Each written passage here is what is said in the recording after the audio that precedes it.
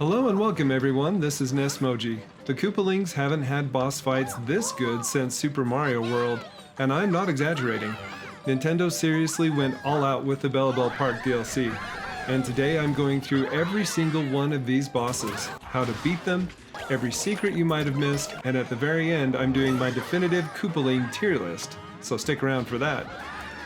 I'm also going to show you how to cheese each Koopaling boss fight. Now, before we dive into the fights, let me give you a really quick lay of the land here. Bellabel Park is the new world added in the Switch 2 DLC. It's got its own structure, its own levels, and each Koopaling has their own dedicated lead-up course before you actually hit the boss arena. The thing I really like about how Nintendo built this out is that they didn't just drop you into a boss rush. Each Koopaling's level has its own personality and plenty of power-ups, and I'm going to call all of those out as we go through each one, so keep an eye out for those. I'm going to go through the boss fights in the order that you'll encounter them, starting with the clown car intro, which is a fun way to start things off, and building up to Ludwig at the end, which can be a challenging fight. And at the very end, I'm going to rank all 7 boss fights from easiest to hardest, so make sure you stick around for that. Alright, let's get into it! Okay, so this is a pretty fun way to intro the boss fights that are coming. The Koopalings have been absent from Mario games for quite a while now, so this is a really fun way to bring them back into the storyline. As someone who's been playing Mario games since the original NES, and fighting the Koopalings when they were very first introduced on Super Mario Bros. 3, seeing all 7 Koopalings come back and this well designed, it's pretty cool. Okay, enough of the preview. Let's meet them each one by one. Wendy is up first. Staying true to the premise of the game, each of the Koopaling bosses use wonder power to change their physical appearance somehow. Wendy turns into a giant Cheep Cheep, and she pops out of her giant rings to spy on you throughout the level.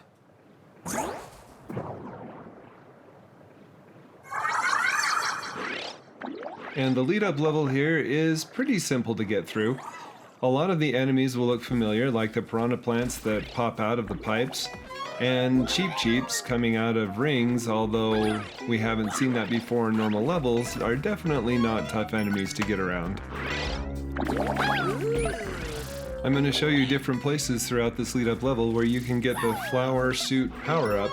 Make sure that you grab it and that you have one in reserve. The flower suit power-up is going to be key to cheesing the boss fight that's coming.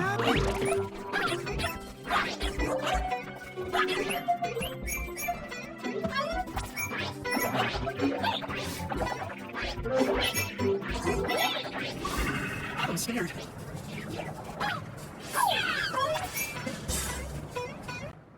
Okay, Wendy's thing, and it's been true since Super Mario Bros. 3, is the rings that she uses. In Super Mario Bros. 3, she threw them around the ring. This time she uses them as warping paths. She will pop out and fly through them from one ring to the other, and this is your chance to attack. When she does that, just jump on top of her head. It's a pretty easy pattern.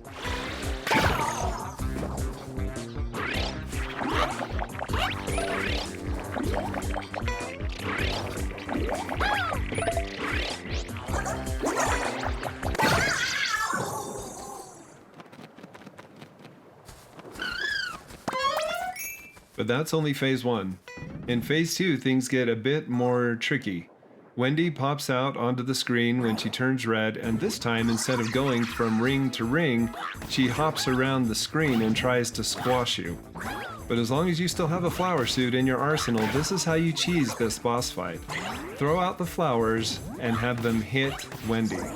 3 hits with a flower counts the same as jumping on Wendy's head. Keep throwing flowers at her, she's a lot easier to dodge when you're on the ground, and you'll win this battle in no time.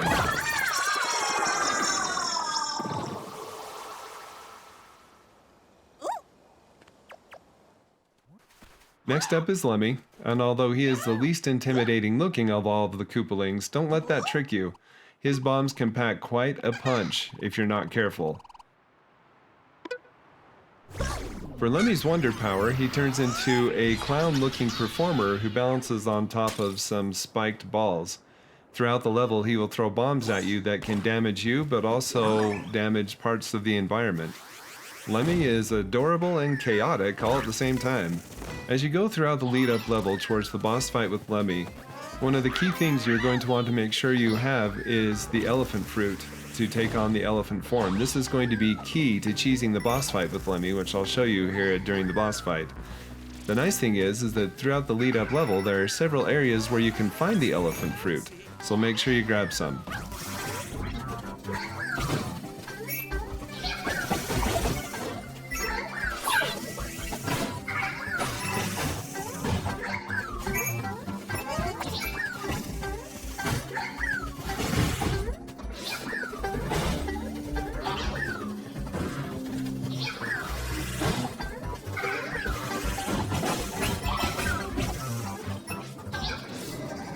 Lemmy drops down onto the battleground, balancing on 3 spiked balls, and he starts bouncing around the battleground, throwing starred bombs at you. He does bounce high enough that you can run underneath him if you need to, but be sure you use that elephant's form, if you still have it, to hit the bombs back at him. Once you knock all 3 spiked bombs out using his own bombs against him, he will fall to the ground. Now, here's the cool cheese part of this. You don't have to jump on Lemmy's head to hit him. This is why you really want to make sure you have elephant form. Instead of jumping on him, run up and whack him with your trunk.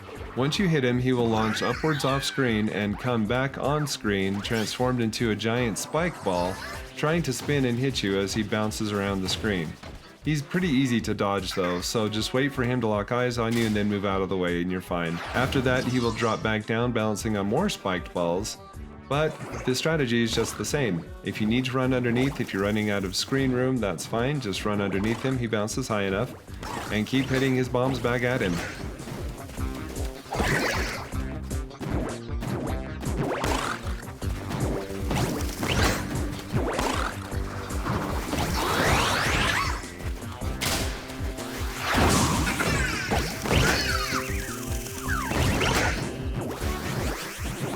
Once all of the spike balls are gone, hit him with your trunk again if you're in elephant form, or jump on him, and we'll enter phase 2 of the battle.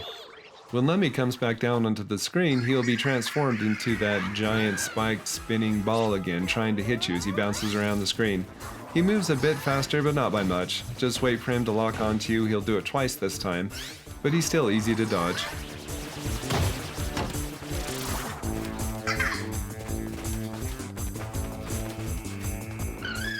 After he goes back up out of the screen, he will drop down on so many spike balls that you won't actually see Lemmy. But don't let that intimidate you. He really is no more difficult to defeat. You just have more spike balls to knock out with the bombs he chucks at you.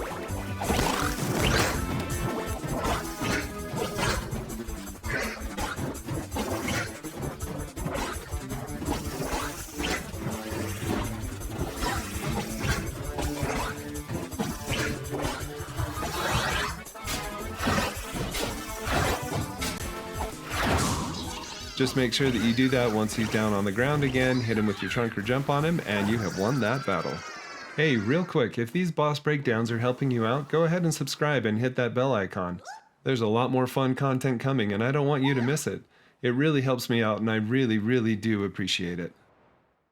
So in the interest of full disclosure, I think that Larry is my favorite Koopaling. I think part of that has to do with when Super Mario Bros. 3 came out, Larry was the first Koopaling boss that you fought in that game. Just so cool and so fun. So in this game, Larry's wonder power is that he crystallizes himself and he sends crystallized blocks throughout the lead-up level to his boss fight. Make sure you equip the crouching high jump badge as the badge you use for this boss fight. If you don't have that, the boosting spin jump badge will also work.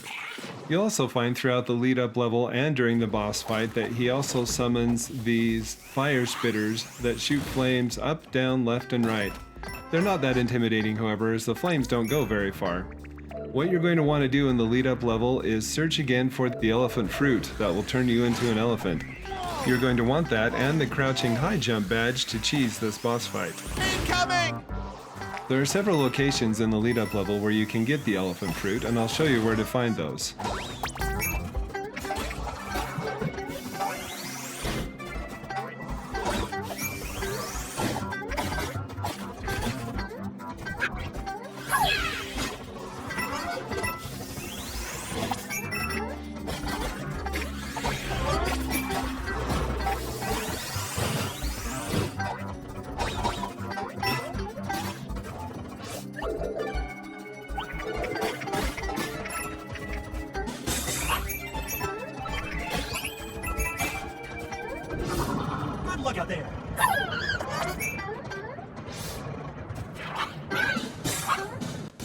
During the boss fight with giant crystallized Larry, his attack pattern is pretty simple.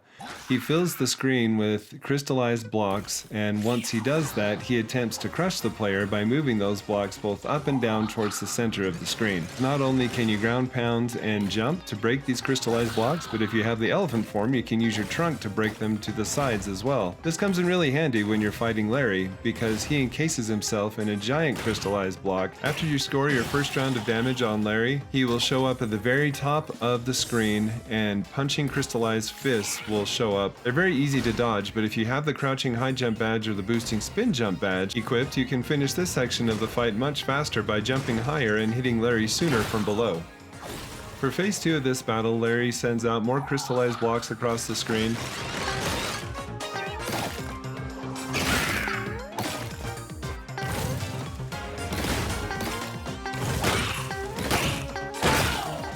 And he also sends out his little flame shooters. But again, the flames don't shoot very far, so if they seem to surround you, don't panic. To hit Larry this time, you have to hit him where there are no spikes. But again, as long as you have the elephant fruit and are in elephant form, you can hit him from the side again as long as there are no spikes there, which is an easy way to cheese this battle. During this phase, the Crystal Fist can match it from both directions, but go ahead and use that crouching high jump badge if you have it equipped to hit Larry early and end this phase early.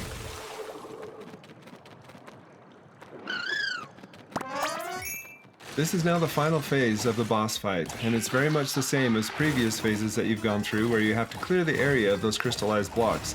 When you attack Larry, just be sure to attack him on the side where there's no spikes, as even the elephant's trunk won't go through the spikes. Larry will warp around the stage here when you hit him, and when he reappears, his crystal block enclosure will have an additional row of spikes. Remember, the fire shooters don't shoot fire very far, so they're super easy to dodge. Make sure you attack Larry's crystal enclosure where there are no spikes, so that you don't take damage as well. After one more teleport by Larry and some more attacks by the flame shooters, he will reappear again, and this time you have to attack him from the top, as attacking from the bottom or the sides will cause damage to you, which obviously you don't want. So make sure you jump up on top and do a ground pound to finish this battle.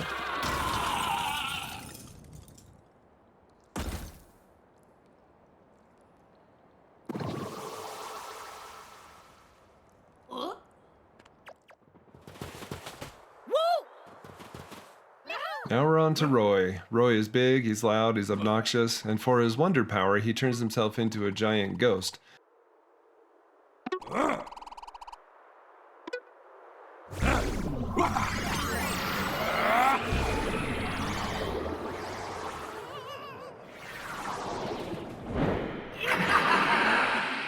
While he's in this form, there's only one way that you can damage him, but we'll get into that later in the boss battle.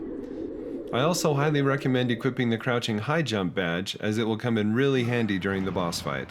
For the lead up level, Roy sends skeletal fish raining down on you, groups of them, and sends boos in groups of 3 across the screen towards you as well. Both of these are very easy to dodge, especially if you have the flower suit.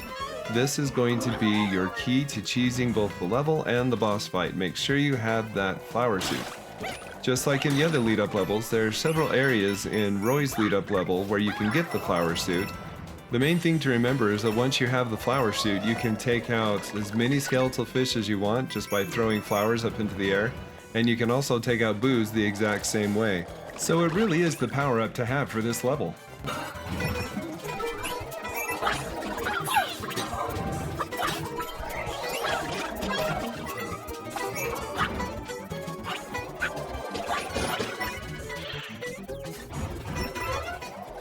Just like a T-Rex with the grabber claws, you're unstoppable.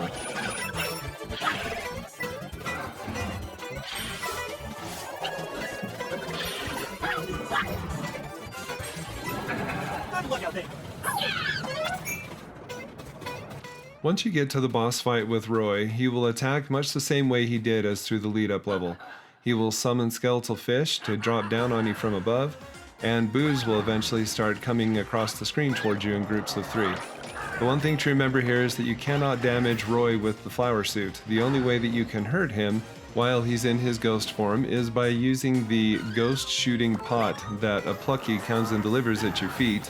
very early into the boss fight. That's the only way you can hurt Roy while he's in his ghost form.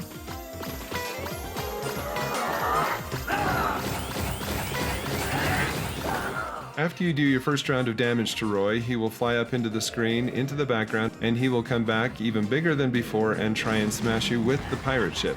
Just position yourself under a divot on the bottom of the pirate ship. There are a few.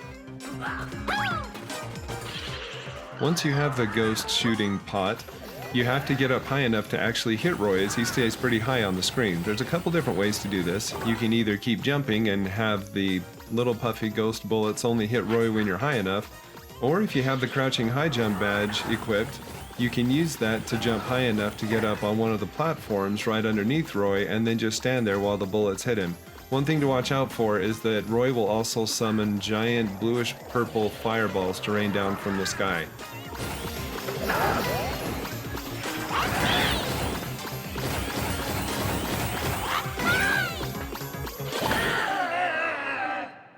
The second time that Roy brings the pirate ship down to try and crush you is much the same as the first time he did. Just look for one of the little divots in the bottom of the pirate ship to hide below so that you don't get smashed. However, this time, boos will fly down from the screen and try and attack you at the same time, but if you have the flower suit, you can take them out super easily. For Phase 2 of the boss battle, Roy's attacks are much the same. The only things that really change are he attacks more quickly, including summoning more of those bluish-purple fireballs to rain down on you, which makes it difficult to hit him when you're up on the platforms, but it still can be done. And he also sends out more boos and more skeletal fish.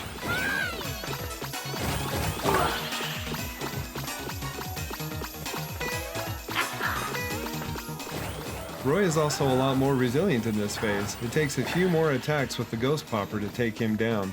Just remember that the Ghost Popper can also take out the boos.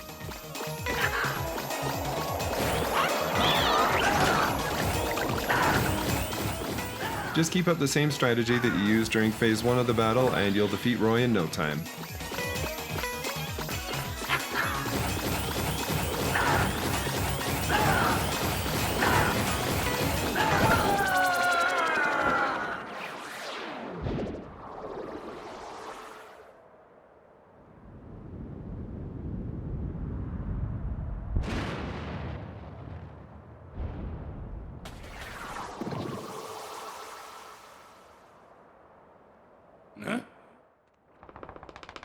Iggy is definitely the wackiest of the Koopalings.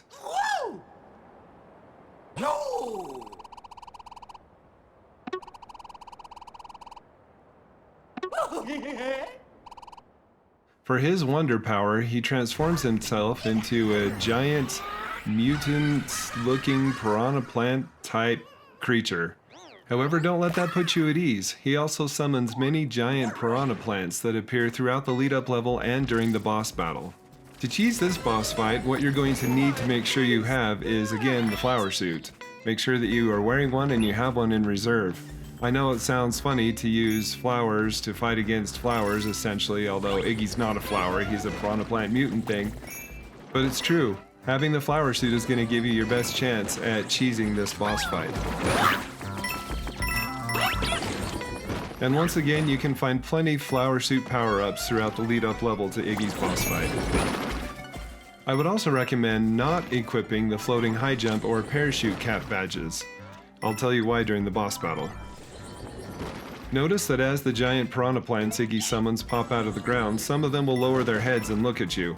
You don't have to be afraid of those ones, they will not attack. In fact, they can be used as a platform-style jumping mechanic. And I do advise you do that. Any of the ones that face their heads towards you, use them as a trampoline to progress forward throughout the level. Beware though, there are some that will not lower their heads and face towards you, but keep their heads pointed upwards. Those ones should be avoided at all costs. Some of them actually launch upwards after they've popped up on screen.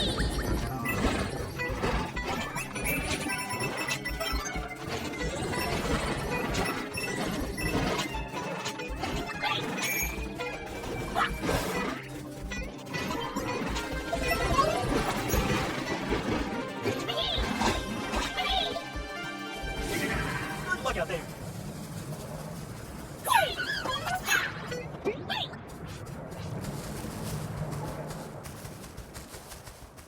Once you start the battle with Iggy, he will go underground and he will summon piranha plants on either side of the screen. Yes, they will hurt you if you touch them, so try very hard not to. His attack pattern is he summons more piranha plants to pop out of the ground, and then he puts himself at the very end of the piranha plant line. The attack pattern is pretty simple. He shoots out small little watermelon-sized seeds and giant nuts. The watermelon-sized seeds you can jump on, they won't hurt you, but the giant nuts will, so avoid those. And the reason why I said you don't want the floating high jump badge or the parachute cap badge while you're doing this boss fight is because you don't want to stay in the air longer than you have to. You'll present yourself as an easier target for the seeds and nuts that Iggy spits at you. Your strategy here is to jump on the piranha plant heads that are bent towards you to make it to Iggy. When he very first starts to attack, you only have to jump on one, not too bad. And although you can jump on his head, the cheese method here is to use the flower suit. Instead, throw flowers at his head. 3 shots to hit his head will count as jumping on his head once. Now, that may not seem faster for the first attack, but trust me, when we get into Iggy's later phases, it will give you a huge advantage. For Iggy's second and third attack patterns, more piranha plants pop out of the ground that you have to jump on to reach Iggy at the back. Iggy will raise up his head high enough that you cannot jump high enough to jump onto his head. So instead of jumping on his head or trying to jump on his head when he's that high, use the flower attack and you'll get him every time. Watch out for his fourth attack pattern when some of the piranha plants that he summons don't actually bend their heads down and instead they try and shoot up from the ground to bite your character. Just use the same attack strategy and you will win this battle.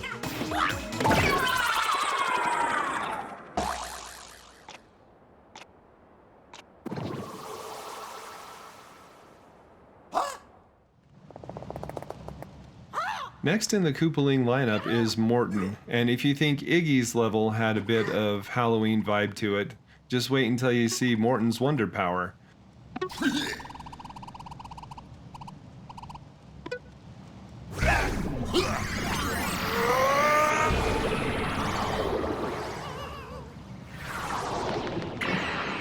He turns himself into a giant, creepy-looking, attacking marionette. That's nightmare fuel right there.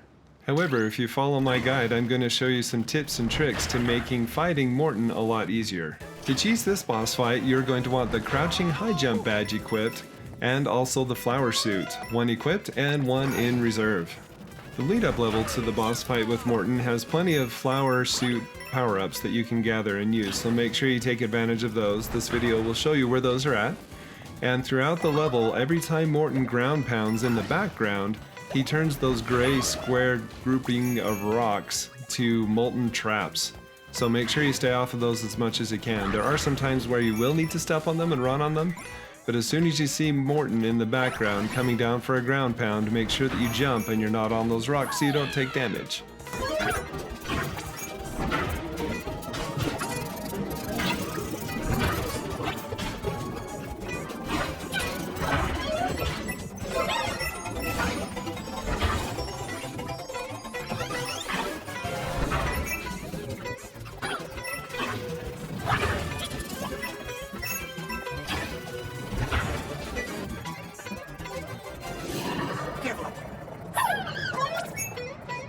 Once you get into Morton's boss fight, he will try to pound you from above using his giant fist. It's very easy to dodge though, as a red path will show you where his fist is about to land. The only way that you can harm Morton is by making him punch himself in the face with his own fist. To turn Morton's fist against him, a pull rope will come down from the top of the screen, and in order to reach high enough to be able to grab that pull rope, what I recommend is having the crouching high jump badge equipped and standing on top of one of the green and black boxes that pop out of the ground when Morton slams the ground with his fist.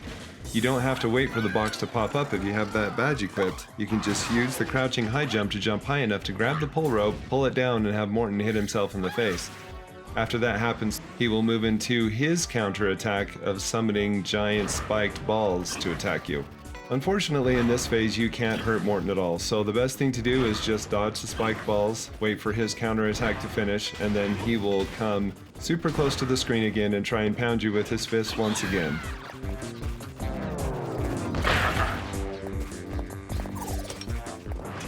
And then, here's another way to cheese this boss fight. Just find a way to use the crouching high jump badge to jump back up, grab the rope again, and have him punch himself in the face again. So go with the same attack strategy, use that crouching high jump badge while you're standing on top of the green and black boxes to grab the pull rope, and grab it 3 times in a row to have him punch himself in the face again.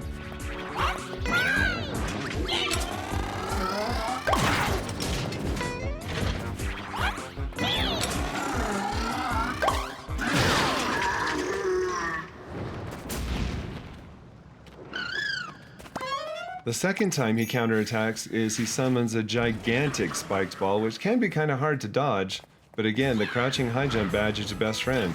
If you still have the flower suit equipped, using that in conjunction with the crouching high jump badge makes this dodge pretty easy. Or if you choose to go under the giant spiked ball one of the times that Morton ground pounds the ground, that works as well. During Morton's final attack phase, his attacks really don't change that much, they just become more frequent and faster.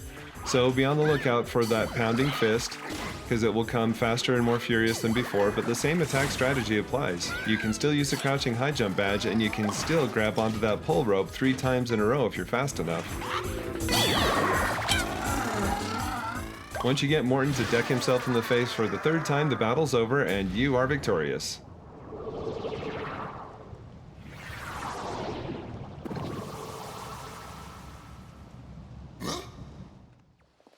Alright, Ludwig. I'll be straight with you. Ludwig is the hardest boss in Bellabel Park, and it's not particularly close. He's multi-phase, he's aggressive, and there's one specific mistake that can be made during the fight that makes it feel way harder than it needs to be. But I'm going to walk you through all of it. For Ludwig's wonder power, he turns into a giant Lakitu type version of himself, only much more dangerous, because he can command wind and lightning, both of which he uses to great effect. Once again, I strongly recommend equipping the crouching high jump badge and also getting the flower suit equipped. One equipped on your character and one in reserve. This is going to help us cheese the boss fight. The nice thing is that throughout the lead up level there are once again many opportunities to make sure that you have the flower suit equipped and also in reserve. Throughout the lead up level, on your way to the boss fight, you'll have to dodge giant lightning bolts and roller skating Koopas. The roller skating Koopas are no big deal. They mostly stay to the bottom unless they go up a ramp of some sort. You'll also encounter some downpouring stormy rain clouds, which provide a nice way to get to higher levels and collect some coins and other goodies. Feel free to use those if you'd like. One nice thing about being in the downpour from those storm clouds is that when the strong winds blow in the lead up level, you won't get blown around as long as you're in the water. But what you'll really want to watch out for are the giant lightning bolts. You'll get a preview of the path they're about to take when they come down in those little lightning shards. When they're in that form, you can run through them, but when it's a solid lightning bolt, you'll get hit if you're in the way, so be very careful of those. Strong winds will also come into play, trying to blow you around the screen.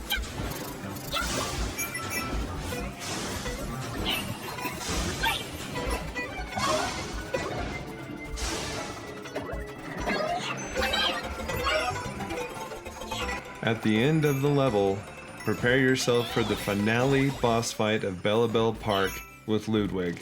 This is your final Koopaling battle, and it's no walk in the park, pun intended. Seriously though, I'm going to walk through each phase of the battle with you so that you know what's coming and how to cheese each phase, because there is a way to do so. Ludwig starts out by going to the right side of the screen and then throwing down charged lightning bolts from his cloud as he moves towards the left side of the screen. You can end this part of the phase very quickly if you dodge his first lightning bolt and run straight to the right side of the screen. He'll stop his leftwards attack and move right into his next attack phase. And this is why you want the crouching high jump badge in this boss fight. Clouds will appear that you need to step on to get high enough to jump onto Ludwig's head. If you have the crouching high jump badge, just jump right up and you don't have to wait. Makes the battle a lot faster. After you jump on Ludwig's head once, he's going to multiply into 3, and this time he and his 2 doppelgangers will move to the left-hand side of the screen and start shooting down thunderbolts down to the ground while moving towards the right side of the screen. The hard part with this is that strong winds also blow, and they blow both to the left and the right, so watch that on the screen and be careful. If you follow my movements, you should be able to dodge the lightning bolts just fine. After you've dodged the huge lightning bolts, Ludwig and his doppelgangers will start shooting thunderbolts at you from their fingers. The key here is to not panic. Look for the preview of where the lightning bolts are going to strike and position your character somewhere where you won't get hit. Once again, use the crouching high jump badge to jump up onto a cloud platform without waiting for the rain to start. This will save a ton of time.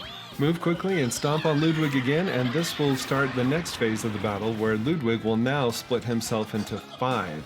So now he and his 4 doppelgangers this time will move to the right side of the screen and start firing those huge lightning bolts downward while moving to the left. Again, follow my movements on screen and you'll dodge those lightning bolts just fine. Once you survive that lightning bolt gauntlet, I think you know what's going to happen now. Ludwig and his 4 doppelgangers will again shoot lightning at you from their fingers. But, again, don't panic. You know the strategy by now. Just find a place on the screen where you'll be safe and stand and wait for the lightning onslaught to stop.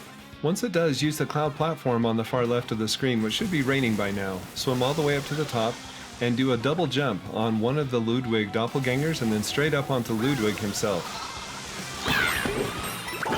Once you do, head immediately towards the middle of the battlefield. What's going to happen is Ludwig's going to fly upwards and off the screen, and his 4 doppelgangers are going to surround the middle of the battlefield where a waterfall will appear and start shooting lightning at you. So get to the middle and start jumping and swimming as soon as Ludwig goes off the screen to the top. This is one of the areas where the game defies the laws of physics. Although Ludwig's doppelgangers shoot lightning at you and it goes through the water does not conduct it. So you'll be safe anywhere in the water as long as you're out of the path of the lightning bolts. In my opinion, this is one of the easier parts of this battle. After he sucks in his 4 doppelgangers, he will start to shoot 3 bolts of lightning grouped together around his body in 3 different areas. The thing is, the lightning bolts are not that big, and with the lightning bolt preview, they're super easy to dodge. So use your crouching high jump badge to get up to those cloud platforms and deliver another crushing blow to Ludwig's head. The flower suit comes in super handy here, as you can use the flutter jump to make it across any gaps that are wider than you might expect. In this next phase of the battle, be absolutely sure that you don't stand still, or you will take damage. Ludwig summons a bolt of lightning one at a time to circle himself that goes completely around the screen, and there's really nowhere you can hide. So climb up those cloud platforms quickly and stomp on his head before the lightning has a chance to get you. The next phase of the battle is the hardest phase, and it's the last phase when fighting Ludwig, but again, if you have the flower suit and the crouching high jump badge, you can cheese this part of the battle. Go to the right hand side of the screen when there are 2 cloud platforms appearing there. Use the crouching high jump and the flower flutter jump combined to reach the top cloud, and then just flutter jump over and stomp on Ludwig's head one more time, and that ends the boss fight. If you just beat Ludwig for the first time, congratulations! Drop a W in the comments, you deserve it.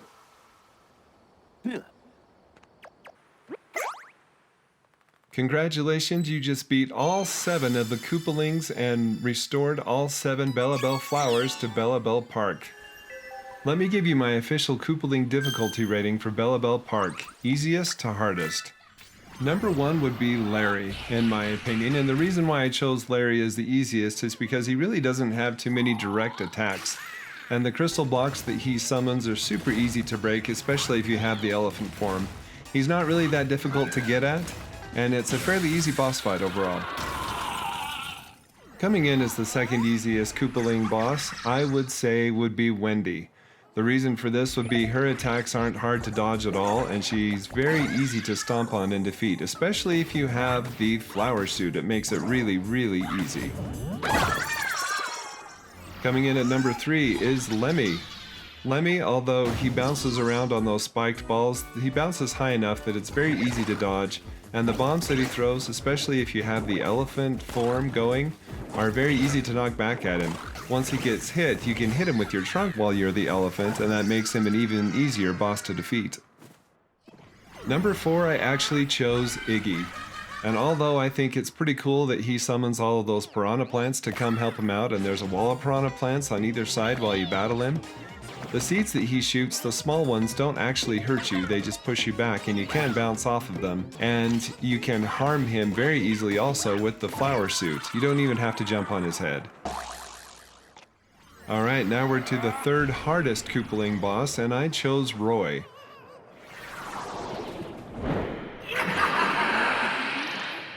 So the only way that you can hurt Roy is with a ghost popper pot, and you cannot cause him damage every time he's on the screen. When he brings the large ship down to try and crush you, he's invulnerable and you can't actually hurt him. Combine that with the fireballs he summons that rain down from the sky, the groups of 3 boos that float across the screen, and the raining skeletal fish, and that's why I ranked him as the third hardest Koopaling boss. Coming in at the second hardest boss of the Koopaling tribe I chose Morton, and the reason for this is his attacks are pretty easy to dodge when he slams his fist down on the ground, and if you know the trick, you can get him to harm himself fairly easily, but if you don't, he can be a bit intimidating to try and figure out how to damage. Also, when he counterattacks and slams the ground by summoning the giant spike ball and bouncing it around the screen, you have to be very careful where you place yourself or you will take damage. And that just leaves Ludwig at the hardest Koopaling boss. I mean, was there even a debate? He definitely is the hardest.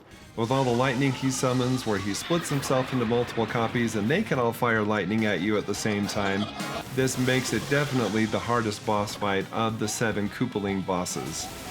Combine that with the fact that you have to stomp on him 6 times, which is way more than any other Koopaling boss fight, and that definitely qualifies this as the hardest boss fight of the 7. Do you agree with my ranking? How would you rank the 7 Koopaling bosses from easiest to hardest? Leave your ranking down in the comments. I would love to know.